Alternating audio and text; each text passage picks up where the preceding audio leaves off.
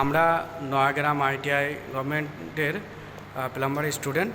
আমরা আজকে এখানে একটা প্রজেক্ট দেখাবো। প্রজেক্টটার নাম হচ্ছে রেন ওয়াটার হারভেস্টিং। তো এটা আমরা কীভাবে করেছি সেটা একটু দেখাতে চাই।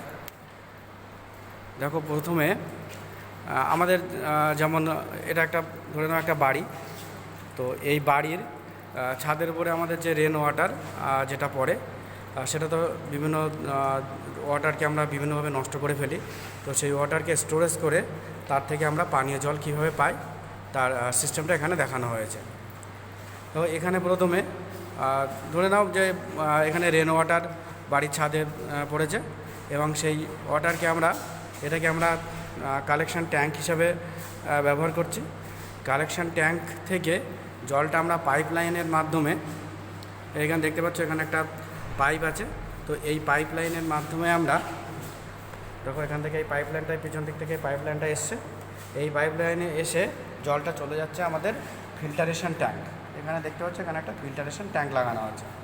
তো এই ফিল্টারেশন ট্যাঙ্কে জলটা জমা হচ্ছে।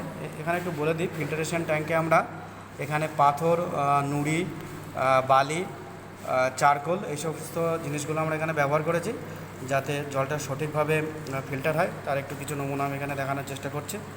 তো এবার জলটা ফিল্টার হয়ে আর একটা পাইপের মাধ্যমে জলটা চলে আসছে আমাদের ওয়েল ট্যাঙ্কে, অর্থাৎ এখানে একটা পরিশোধিত পানীয় জল আমরা পাচ্ছি। এবং এখানে একটা আমরা ট্যাপ লাগিয়েছি, যে ট্যাপের মাধ্যমে যে জলটা আমরা এখানে এই যে জলটা পাচ্ছি। তো এই জলটা খুবই পরিষ্কার জল, এটা ইচ্ছে করলে জলটা পান অবশ্যই করা যায়, কারণ এটা খুব ফিল্টার হয়ে সুন্দরভাবে আসছে।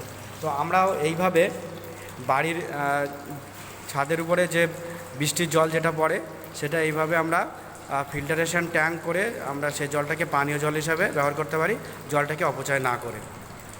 So thank you.